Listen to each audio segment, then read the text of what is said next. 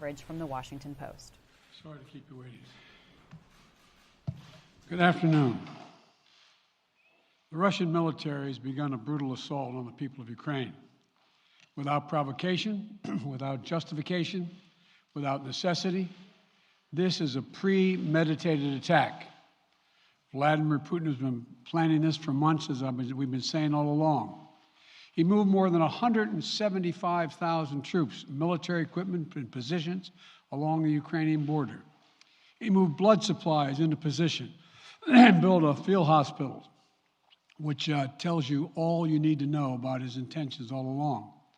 He rejected every good faith effort the United States and our allies and partners made to address our mutual security concerns through dialogue to avoid needless conflict and avert human suffering. For weeks, we have been warning that this would happen. And now, it's unfolding largely as we predicted. In the past week, we've seen shelling increase in the Donbass, a region in eastern Ukraine controlled by Russian-backed separatists. The Russian government has perpetrated cyber attacks against Ukraine. We saw a staged political theater in Moscow, outlandish and baseless claims that Ukraine was about to invade and launch a war against Russia, that Ukraine was prepared to use chemical weapons, that Ukraine committed a genocide. Without any evidence, we saw a flagrant violation of international law in attempting to unilaterally create two new so-called republics on sovereign Ukrainian territory. And at the very moment that the United Nations Security Council was meeting to stand up for Ukraine's sovereignty, to stave off invasion, Putin declared his war. Within moments, missile strikes began to fall on historic cities across Ukraine. Then came the air raids, followed by tanks and troops rolling in. We've been transparent with the world. We've shared declassified evidence about Russia's plans and cyber attacks and false pretexts so that there could be no confusion or cover-up about what Putin was doing. Putin is the aggressor. Putin chose this war, and now he and his country will bear the consequences. Today, I'm authorizing additional strong sanctions and new limitations on what can be exported to Russia. This is going to impose severe cost on the Russian economy, both immediately and over time. We have purposely designed these sanctions to maximize the long-term impact on Russia and to minimize the impact on the United States and our allies. And I want to be clear, the United States is not doing this alone. For months, we've been building a coalition of partners representing well more than half the global economy. 27 members of the European Union, including France, Germany, Italy, as well as the United Kingdom, Canada, Japan, Australia, New Zealand, and many others, to amplify the joint impact of our response. I just spoke with the G7 leaders this morning, and we're in full and total agreement. We will limit Russia's ability to do business in dollars, euros, pounds, and yen to be part of the global economy. We'll limit their ability to do that. We're going to stunt the ability to finance and grow the Russian military. We're going to impose and we're going to impair their ability to compete in high-tech 21st century economy.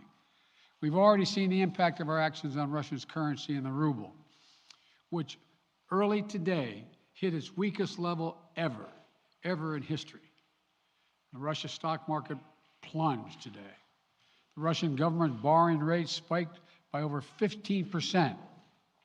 In today's actions, we've now sanctioned Russian banks that together hold around $1 trillion in assets.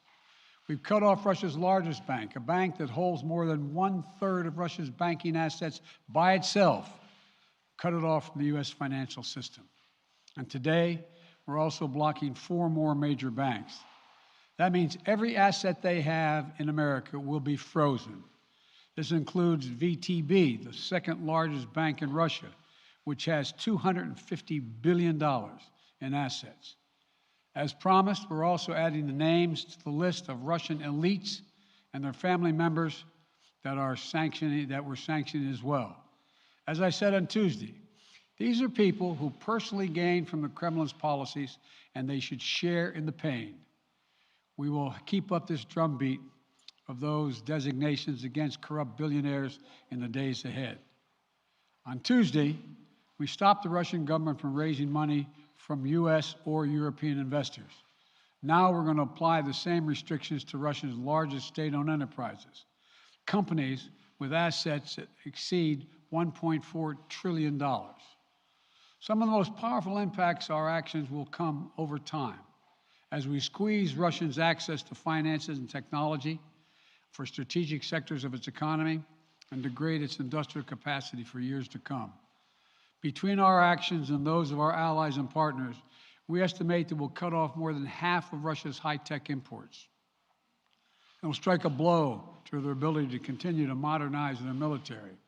It will degrade their aerospace industry, including their space program.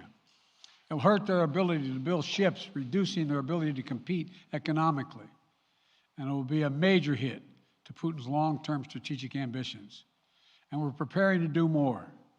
In addition to the economic penalties we're imposing, we're also taking steps to defend our NATO allies, particularly in the East. Tomorrow, NATO will convene a summit. We'll be there to bring together the leaders of 30 allied nations and close partners to affirm our solidarity and to map out the next steps we will take to further strengthen all aspects of our NATO alliance. Although we provided over $650 million in defensive assistance to Ukraine just this last year, let me say it again. Our forces are not and will not be engaged in the conflict with Russia in Ukraine. Our forces are not going to Europe to fight in Ukraine, but to defend our NATO allies and reassure those allies in the East. As I made crystal clear, the United States will defend every inch of NATO territory with the full force of American power. And the good news is, NATO is more united and more determined than ever. There is no doubt that the United States and every NATO ally will meet our Article 5 commitments, which says that an attack on one is an attack on all. Over the past few weeks, I ordered thousands of additional forces to Germany and Poland as part of our commitment to NATO. On Tuesday, in response to Russia's aggressive action, including its troop presence in Belarus and the Black Sea, I've authorized the deployment of ground and air forces already stationed in Europe to NATO's eastern flank allies, Estonia, Latvia, Lithuania, Poland, and Romania. Our allies have also been stepping up, adding the other allies, the rest of NATO, adding their own forces and capabilities to ensure collective defense.